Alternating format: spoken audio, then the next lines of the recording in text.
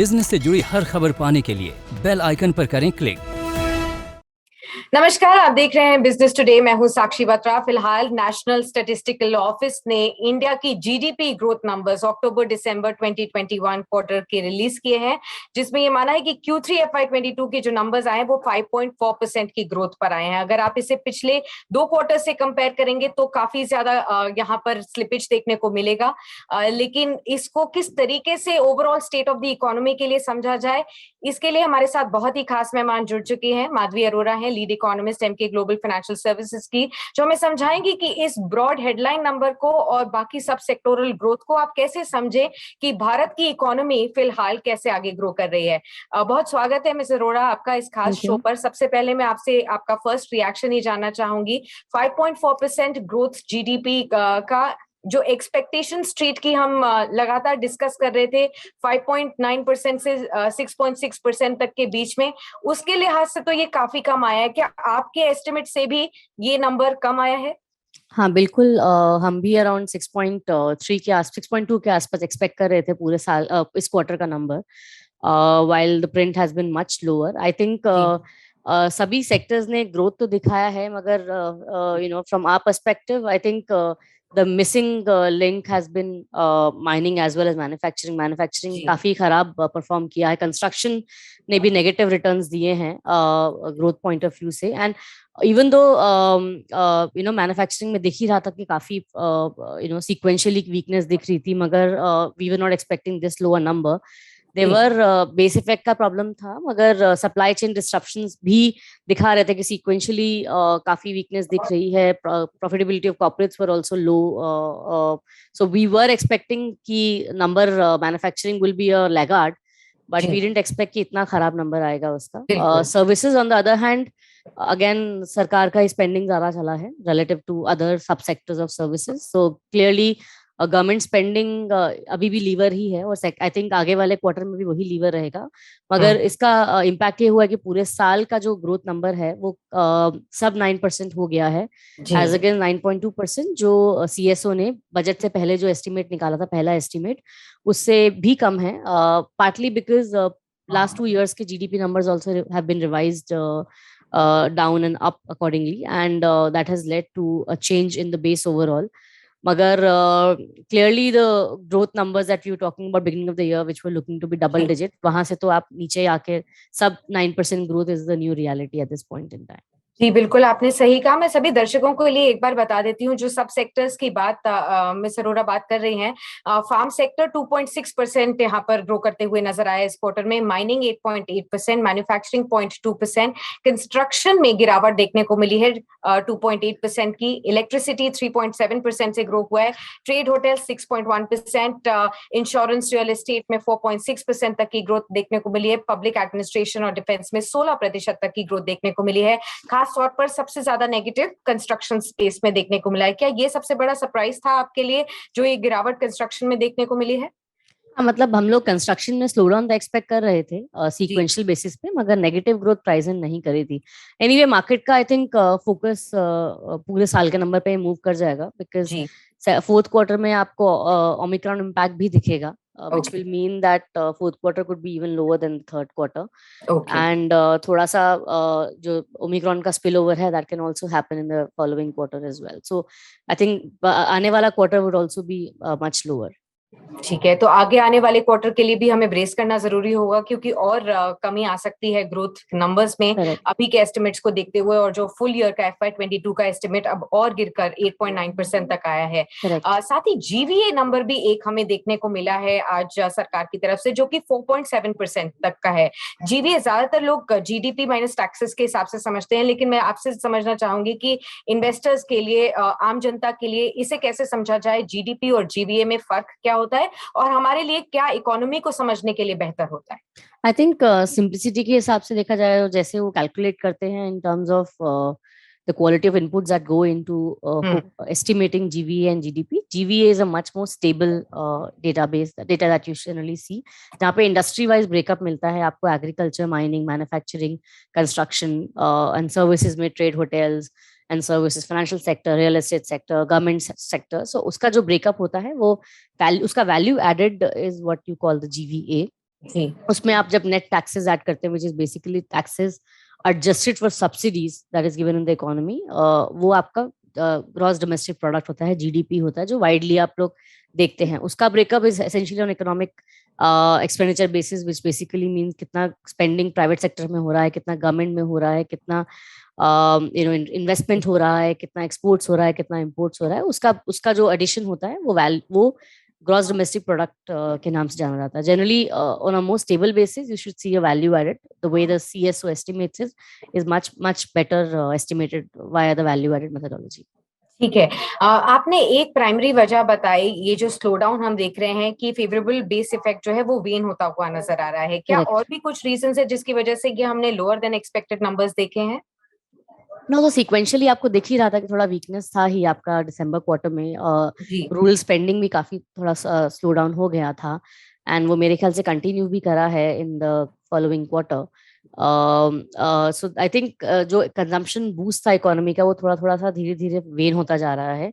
सो आपको sequential weakness दिख ही रही है. और plus somewhere the profitability of the companies also have been hit because वो जो प्रेशर मिल रहा है उनको, they are not able to pass it on to the बिल्कुल. the final consumption level because of the weak demand in the economy. So जो weak links हैं economy की, वो धीरे धीरे उभरते नजर आ रहे हैं. जी बिल्कुल, आपने सही कहा. और वीक लिंक्स के साथ साथ मैं कुछ रिस्क्स की भी बात करना चाहूंगी. जैसे हम लगातार देख रहे हैं कि इन्फ्लेशन बढ़ रहा है, दूसरी ओर क्रूड ऑयल प्राइसेस लगातार बढ़ रहे हैं, $100 के ऊपर चले गए हैं. और अभी हम मौजूदा स्थिति में रशिया इन्वेजन जो यूक्रेन में हो रहा है, जियोपॉलिटिकल टेंशंस जो एस्केलेट हो रही हैं, उससे भी जूझ रहे हैं. कितने बड़े रिस्क ये इमर्ज हो सकते हैं आगे आने वाले ग्रोथ के लिए, क्वार्टर्स के लिए और इकोनॉमीज के लिए भी? तो जो अभी करंट जियोपॉलिटिकल टेंशन है, वो ऑब्वियसली किसी ने प्राइज इन नहीं किया था जी कि इतने लेवल पे चला जाएगा. कि अभी ब्रेंट का जो रियलिस्टिक नंबर है, most market estimates are not talking about 100 being a new reality, और 100 के ऊपर ही लोग एस्टिमेट लेके बैठे हैं. India being a net importer of energy, clearly via trade route हमको काफी हिट करेगा, ये हमारे ग्रोथ को काफी हिट करेगा. क्योंकि मेरे ख्याल से मोस्ट मार्केट एस्टिमेट्स और इवन आरबीआई ने भी अपना एवरेज ब्रेंट का प्राइस 80 के नीचे ही रखा था, $80 पर बैरल के नीचे. मगर जिस तरह से ये जियोपॉलिटिकल एस्केलेशन हो रहा है, आई थिंक एटलीस्ट एक आने वाले इस क्वार्टर में तो energy shock globally will be felt, which will mean that global growth will be hit, domestic growth will be hit accordingly.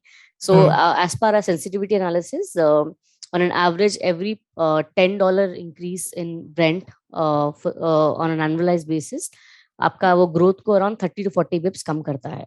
सो उतना आपको ग्रोथ इम्पैक्ट का हिट आएगा इन वट एवर एस्टिमेट्स जिस पे लोग काम कर रहे हैं. बिकॉज मेरे ख्याल से इवन आरबीआई भी 75-80 के बीच में ही अपना एस्टिमेट लेके चल रहा था, इन्फ्लेशन का और ग्रोथ का दोनों का. सो मेरे ख्याल से सारे इकोनॉमिक पैरामीटर्स में जो एनर्जी शॉक आएगा, उसका impact at least even if you assume कि ये शॉक शायद टेम्पररी है and it will not have a lasting mark, पर एटलीस्ट एक क्वार्टर में जो ग्रोथ हिट होगा which will be felt across the world, and India will be no outlier in that. Okay तो क्या आप भी अपनी तरफ से जो एस्टिमेट लगा रहे थे FY22 के लिए, लास्ट क्वार्टर के लिए ग्रोथ में, उसमें भी डाउनवर्ड रिविजन करेंगे?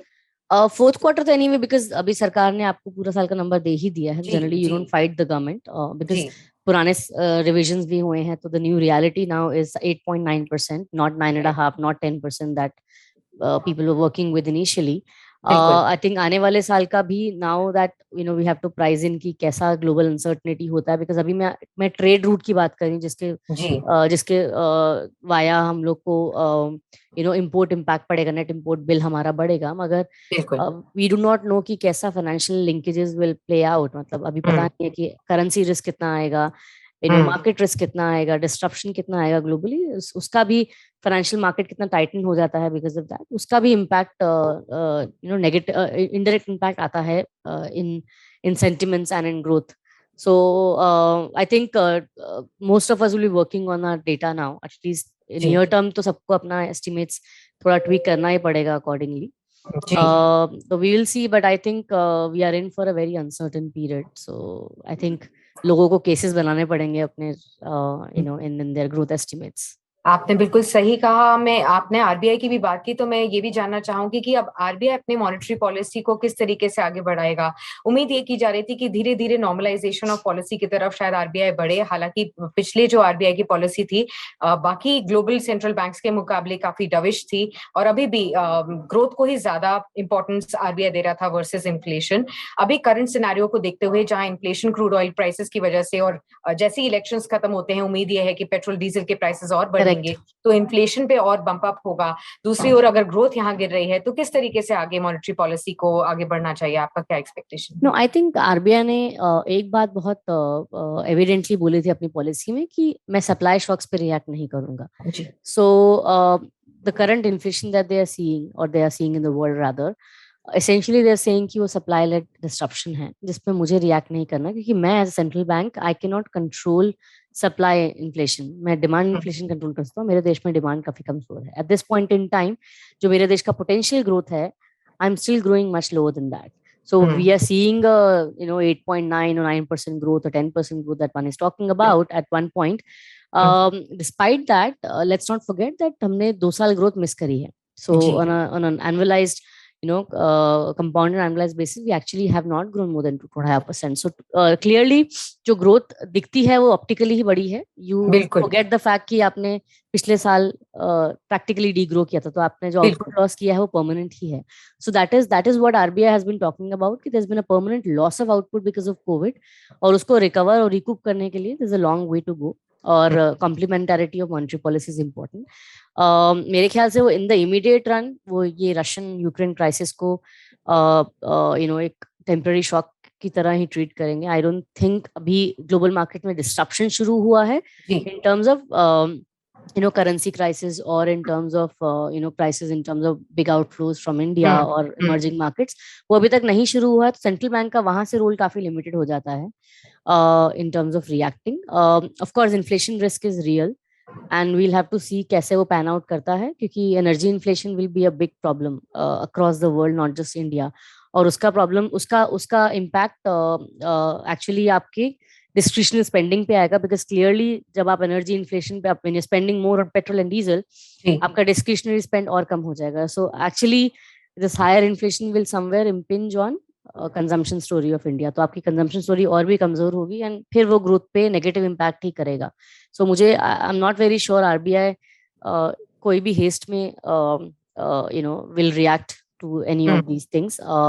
At this point, we are still sticking to the fact कि RBI, current policy में कोई tweak नहीं करेगा until second half of next financial year. Okay हम फाइनेंस मिनिस्टर की तरफ से लगातार ये स्टेटमेंट सुनते आए हैं कि भारतीय इकोनॉमी जो है कोविड के बाद अगर लार्ज नेशंस के साथ कंपेयर करें तो सबसे ज्यादा तेजी के साथ बढ़ेगा. अब ये जो नए एस्टिमेट्स आए हैं 8.9% तक के हिसाब से, इसको देखते हुए आपको क्या लगता है भारत की इकोनॉमी किस तरीके से कंपेयर करेगी बाकियों से? और साथ ही ऑन ग्राउंड सिचुएशन की अगर बात करें, आपने कहा कंजम्पशन हिट होगा, लेकिन निवेश या जॉब क्रिएशन पर भी कितना इम्पैक्ट पड़ेगा, ये भी अगर आप हमारे को बता दें. Sure. No, so clearly numbers are still very high. मतलब 8.99% growth काफी impressive दिखती है on papers, but again, as I said, it is coming on the back of a very sharp downtick of more than 7% that we saw last year. So वो base effect की वजह से आपका reverse हुआ है. Clearly India का at least we need to give credit to the fact that beginning of Covid सबने India को डबल डिजिट कॉन्ट्रैक्शन वाली इकोनॉमी कहा था, और we did not contract that much. तो उसका जगह somewhere countries resilience came sort of showed itself in terms of better than expected outturn in the growth picture. But this year again we've not really been able to perform as much. और क्या हुआ है कि eventually जो growth के levers थे India में, government spending इतना बड़ा लीवर नहीं था. व्हेनेवर वी सॉ इंडिया में जब लंबी long growth cycle stories I हैं, वो हमेशा या तो कंजम्पशन की वजह से आई हैं या कि इन्वेस्टमेंट की वजह से आई हैं. दोनों प्राइवेट एजेंट्स की वजह से आई हैं. Last I think pre Covid itself हमारा काफी कमजोर इकोनॉमिक मोमेंटम था, और वो कोविड की वजह से और खराब हुआ. लास्ट 2 इयर्स गवर्नमेंट की स्पेंडिंग की वजह से ही हम लोग ग्रो करें. इनफैक्ट आप इस क्वार्टर का भी रिजल्ट देखेंगे या अगले पूरे साल का देखेंगे एस्टिमेट्स, तो government contribution has been very significant in terms of spending. So I think both private investment, private consumption are missing at this point in time as far as growth recovery is concerned. मेरे ख्याल से अगले एक साल में वही story चलने वाली है जिसमें सरकार का बहुत योगदान रहेगा.